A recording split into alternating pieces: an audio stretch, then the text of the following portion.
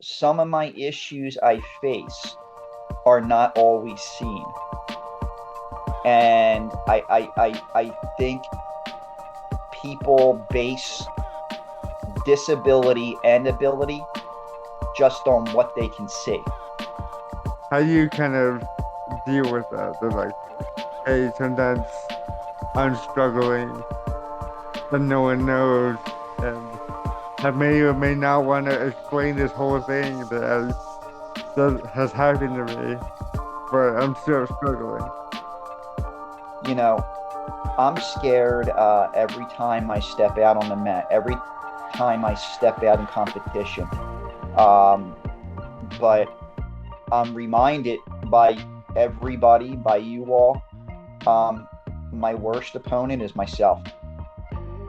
Hey guys, welcome back to the Self Grappling Podcast, where we're grappling with life, faith, disabilities, and sometimes real people. I'm your host, Alan, the Self Grappler, and today I have a great interview for you guys. It's my friend Brian Huber. I met him a few years ago in New York City at a different pair of jiu-jitsu tournament that we did, where we competed against each other. He's a great practitioner and a great guy, great friend. He suffered from nutritional deficiencies because of the different surgeries that he's had throughout his life. I'll let him tell that story. He has a great story to tell. But before we get to Brian, if you like what I'm doing here, please consider liking, commenting, sharing, and subscribing. It really helps at the channel and what I'm trying to do here. I'm just really trying to share about different disabilities and different conditions to raise awareness and how we can support and encourage each other. So thank you in advance. And now let's get to Brian. Hi, Brian. It's good to see you again, man. It's been a while. Thanks for coming on the show. Hey, brother. How you doing? I'm doing good, man. I'm doing good. Good, good, good. Well, man, it's been, man, how long has it been since we did that one tournament? What was it called? I think, Grappler's heart. yeah, Grappler's Heart. That's what it was. It's been what, like over 7 years maybe? I was a blue belt back in the day. Yeah, probably. Yeah, Um, about that. yeah, so that was a good time. So you're still training, right? You're still going at it? Absolutely. Still training. I actually had a match with one of our friends, Joe, from pronouncing his name Sarucci. Yeah, yeah. So I remember Joe. Yeah, really, it was a really good match for both of us. We got to be showcased at an organization up here I'm involved with that does super fights called Men of War. Okay, nice, dude. That's awesome. That's awesome. I still haven't Yeah, had my debut on the big stage like that, so I'm hoping one day I will. you'll get it, man. So, so if you don't mind, then tell us a little bit about your story. What got you into jiu-jitsu and what kind of um what kind of challenges do you face?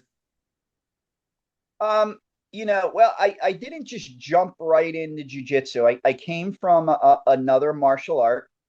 I came from ITF Taekwondo, and I actually achieved a black belt in ITF Taekwondo, and it. I got into martial arts, that particularly martial art, because, to be honest with you, my illnesses that caused some of my disabilities were very apparent. I was not able to work.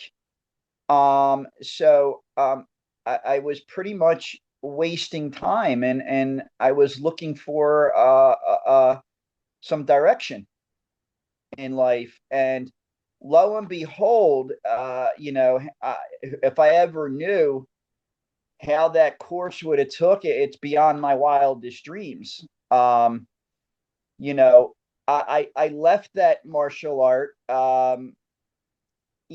for personal reasons, and um, you know, I walked into contacted a local jiu-jitsu school here in Pennsylvania.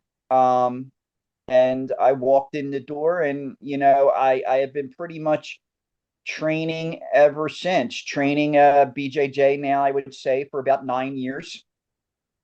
And I would like to give that school. I'm no longer affiliated with that school, but I'd like to give them a shout out. Um, Keystone Brazilian Jiu-Jitsu in Bristol, Pennsylvania, Professor Bob Mattis, Okay. who I received my purple belt under. Not nice. Um, I now train with a wonderful school called Scion Brazilian Jiu-Jitsu in Southampton, Pennsylvania. And the instructor there, it's not the wrestler, but his name is Steve Austin. That's his name. Not so Um, cold. no, not Stone Cold. And an interesting factor, if anybody ever wants to read his bio, it's online. He was a young man that grew up with a major physical disability. And now he's a world-class competitor and he owns his own school. That's cool. Well, I had to have So him he on. knows, yeah, he might do your, you know what? He's all about helping people. If you contact him, he might do your show. Yeah. Well, I'll keep that in I mind, just man. Maybe you can, put me in contact with him. I will. I will. I want to have as many people on as I can, man. So, Yeah, he just promoted me to two stripe purple belt last month. nice, man. Congratulations. That's awesome. Thank you, bro. Man. Purple belt is really the hardest belt, dude. Like, purple belt is a weird place to be. Like, I was a purple belt for like 5 years. I think you said it all right there. Weirdest place to be. Yeah. Yeah. So, can you tell us a little bit about, what disabilities you have, what kind of challenges you have in a match when it comes to bowling or in life in general? Um, you know, the same things on the mat pretty much transpose into life in general. Mm-hmm. I had been sick since I was 13, 14 years old. They had no idea what was wrong with me and all that and stuff. To fast forward in, early 2000 because of some of these illnesses, um, I lost my entire colon, 100% of my colon gone. Oh, wow. Uh, and because of complications that arise from those surgeries, I also lost 80% of my small intestine. Wow. Now, Wow. Okay. because of these things, um, the way my body absorbs nutrients and water and basic things that we all take for granted, because of these things, um, I suffer at times from great nutritional deficiencies Mhm. because not because, hey, I love to eat, you know, it's not because of lack of eating, that's for sure, Right. but it's just the way my body absorbs nutrients. Hmm. It also, too, not having these organs, it's very, very hard for me to stay hydrated all the time. Okay. And these things um, cause a lot of, as I said to you when you were asking me questions the other day, it causes a lot of muscle weakness and limb weakness. Sometimes these things are apparent. Hmm. Uh, Others might be able to see them. Sometimes I know they're going on. They're not. It's not visible to others. Hmm. I equate it of like rolling. It could be roll, not just rolling, doing anything physical. I could be doing fine in a 5 minute roll, Hmm. but all of a sudden that muscle weakness hits me and my arms and legs feel like they're in quicksand. They feel like rubber almost. Oh, wow. So it just hits me like that. I'm able to finish the roll, Mm. but not to, you know, not really all that great, you know. Yeah. So that's what it causes basically. Okay. So Man, that's tough, man. I'm sorry. That is a lot to carry.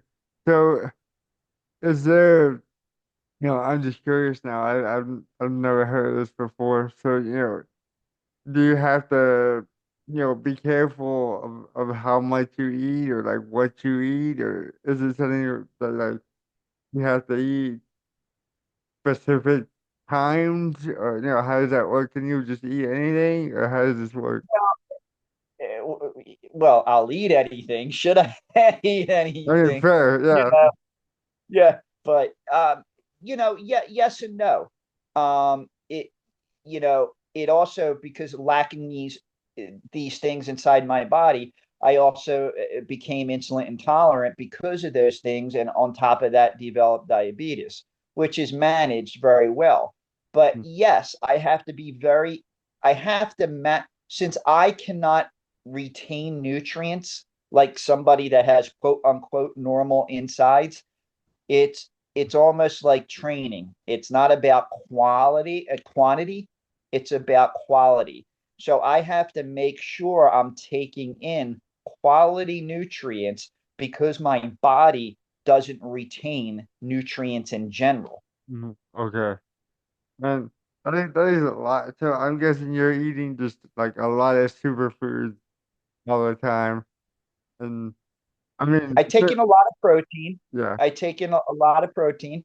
Um, I eat a lot. I mean, good thing I love chicken and fish because I eat a lot of chicken and that's the good fish. stuff, man. Fish. So I love fish. And it causes, you know, on some days it's harder than others. I Yeah, no, I think one of the biggest problems though I face on the mat and off the mat is um is some of my issues I face are not always seen. mhm, And I think people base disability and ability just on what they can see. mhm. Yeah, for sure. Oh yeah, so let's talk about that. So what so yeah, I do agree with that. That people see me with my CP and they're like, oh yeah, something's going on, but they see you and they assume nobody's gonna know unless they know you very well or you tell them. And and That's so correct. and so how do you when you go to jiu-jitsu or when you walking through life and how do you kind of deal with that? They're like, hey, sometimes I'm struggling and no one knows and I may or may not want to explain this whole thing that has happened to me, but I'm still Well, struggling. that's a great question. That's an awesome question. I mean, that's a good question for anybody.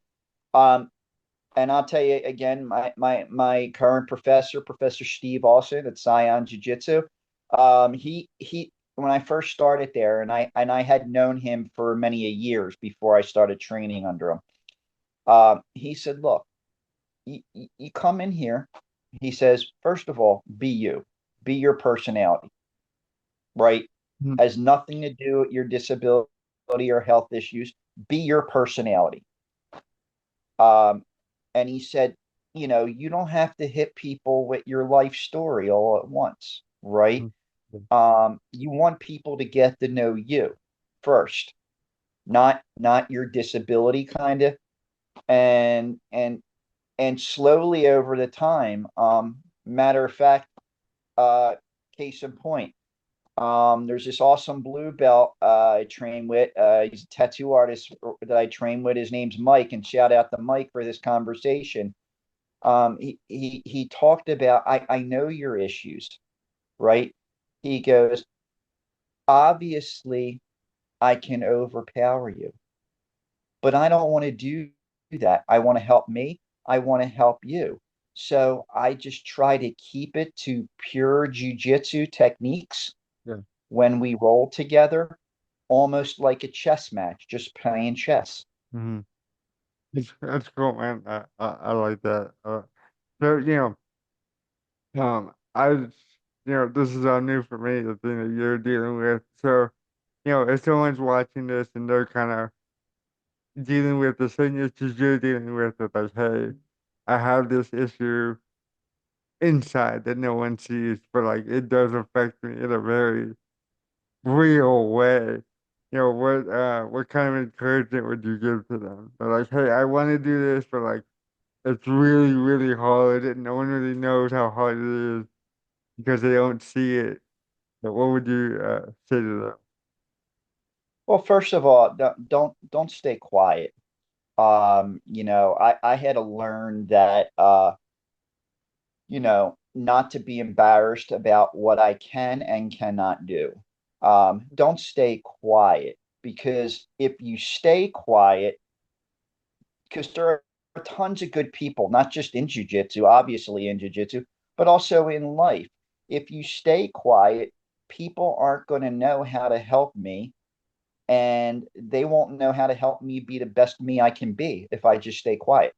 Mhm. And that's what about being scared. Um, you know, I'm scared every time I step out on the mat, every time I step out in competition. Um, but I'm reminded by everybody, by you all, um, my worst opponent is myself. And I encourage everybody not to lose to their thoughts and not to lose to their mind. Mhm. I like that, man. I think that's true for anybody, man. Like we are our own worst enemies. And then Oh, that's for sure. yeah, and I like what you said about not staying quiet because holding that stuff in isn't good for you anyway, and that's true for across the board. Able-bodied, disabled, whatever. Holding that stuff in isn't good for your mental health or your physical health for that matter. I like that a lot. And so you were telling me when you were talking earlier about you were diagnosed with cancer, but you were only able to find that through an injury. So, tell me about that. I'm curious about this story.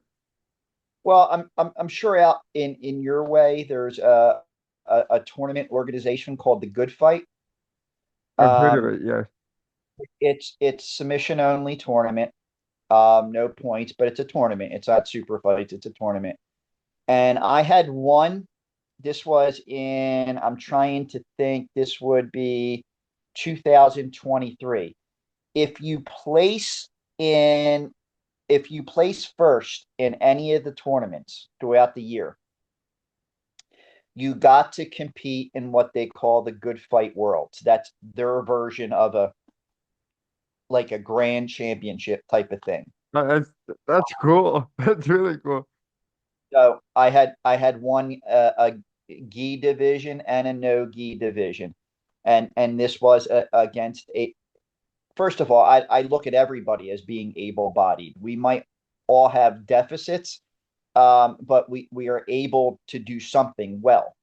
So I don't like the term so much able bodied, not able bodied. I think we're all abled, you know. That's fair. That's fair. So I, but it was against people who have no physical deficits, and I had won a gi division and a no gi. So fast forward, I go to the Good Fight World, um, and it was just a strange way my body twisted. I think somebody was going for a back take, and one of my ribs popped. So went to the ER, and the doctor, my professor at the time, and my wife, the doctor said, "I got some good news for you. You know, um, you popped a couple of your ribs." He goes, "I got some bad news for you. The CAT scan that we did picked up a large mass on your right kidney. Hmm. So a month or so later, in January of 2024, I had a portion of my right kidney removed due to this cancer." Oh wow. Okay, gotcha. So you haven't gone through like chemo or radiation or anything? Not, it was this type of cancer. I'm no expert, thank God, on cancer. But this type of cancer, it was not necessary. It was a very operable type of cancer. Okay, okay. Well, that's awesome, man. I mean, that's a crazy story. I think it's you know it shows you how I think God sometimes hurts us, allows us to be hurt, so we can find like a bigger hurt that needs to be taken out. And like, I think that's a wild story. So you got hurt, and through that hurt, you were able to find it's like, oh, there's something worse here that needs to be fixed. You really get this Yeah. fixed. Yeah, that's an awesome story. So how are you doing now? So you said it was January 2024. So it's been, almost over 2 years. Well, almost 3 years now, Almost as 2 of years. yeah, as of Yeah, today. Yeah, so how you almost doing now? almost 2 years. Well, I go back.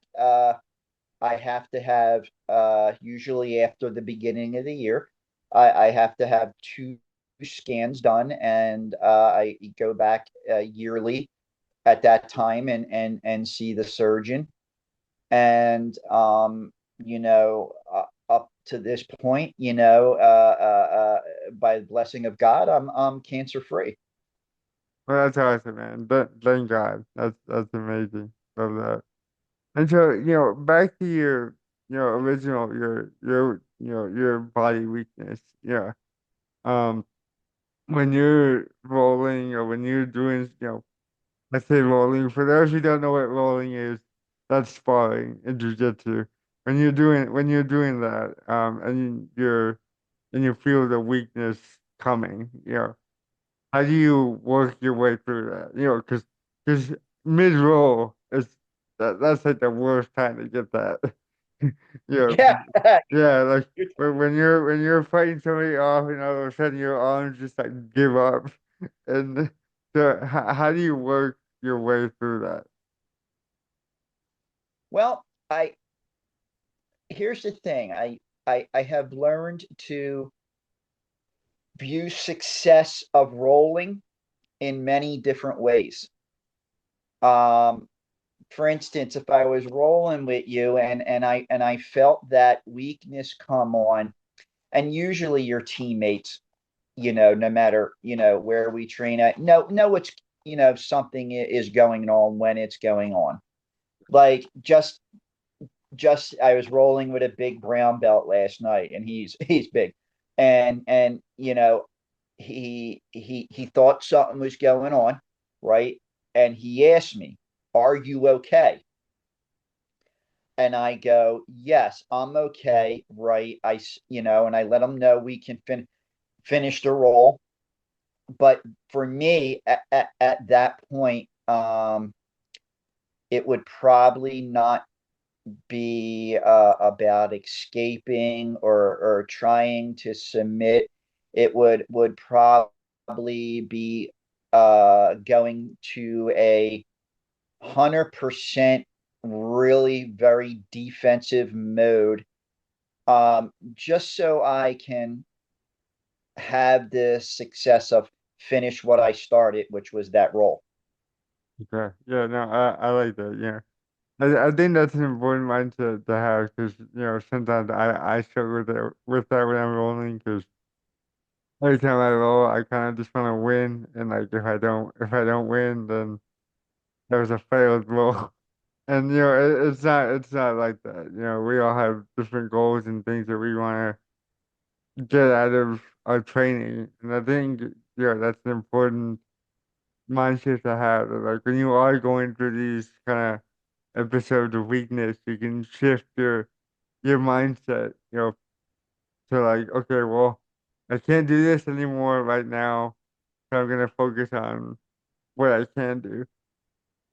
Um, so I'm sure you didn't, I don't know if you've always been that way, but how are you able to like shift your mind like that? Because where I am right now, if that would happen to me, I'd be so pissed like all the time.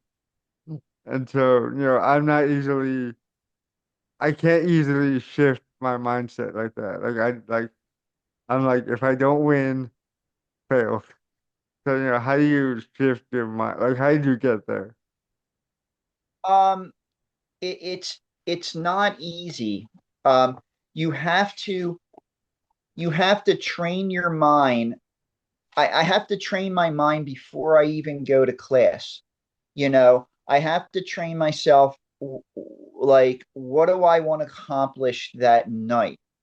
Um, there are some days where I know before I even step in, it's not going to be a good night rolling. Mm, Okay. That doesn't mean I just don't do it. hmm Right. That just means, as I said before, I have to have a different mindset of what success is. And the mindset I have, I think, transposes to off the mat because if I give up in jujitsu, if I give up on the mat because, like for us, it gets a little bit more physically difficult, jiu-jitsu is nothing in life, in the grand scheme of life. It's nothing, Yeah. right? So if I give up in jiu-jitsu, I'm going to give up in life that much easier. hmm Yeah. I like that. I like that. In the grand scheme, as hard as jujitsu is, it really it's just a piece of much harder life. And so I know you have to go to work in a few minutes, but if you could offer any last minute encouragement to anybody who has a visible disability or invisible disability and is just kind of feeling discouraged right now about and it doesn't have to be jujitsu, it could be anything that they're trying and they're not they can't break through that wall of whatever they've made up in their mind is success. Like what would you say to them? I would say keep pushing forward. You know, keep keep pushing forward because there are many days where I pushed forward, got knocked down, pushed forward, got knocked down, pushed forward, got knocked down, and I'm not talking about jujitsu. I'm talking about life. And if you keep pushing forward, and it doesn't seem it. It really doesn't seem. And of course, you know this too, Alan. Others that you and I know this. There are times in our life where it doesn't seem that this is going to be surmountable. I'm not going to be able to get over this. I can't do this. This is too hard, right?